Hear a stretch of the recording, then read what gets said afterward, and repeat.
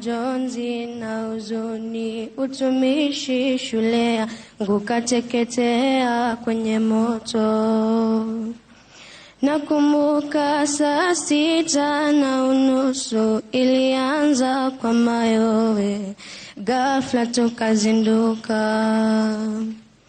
Wengi wetu walijaribu wawezavyo, walakini moto huo ukashika usukani. Wimbi kuu la majonzi lilitanda mitandaoni nchini Kenya, hata nchi za ng'ambo. Na wazazi walilia kwa uchungu kuwapoteza wana wao kwenye janga siotarajiwa.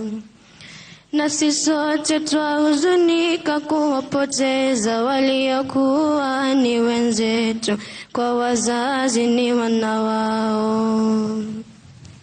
Nami pia nawatunuku pole zangu kwa wote mliopatwa na maafa haya makuu.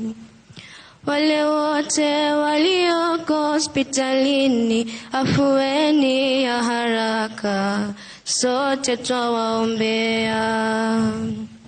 Taswira mbaya na tena ya huzuni kajengeka kwetu sisi wanafunzi wa utumishi.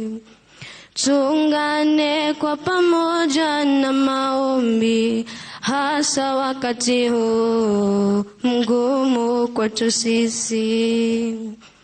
Lililobaki kuwaombea kwa Mola wetu, awalinde, wape faraja katika maisha yenu.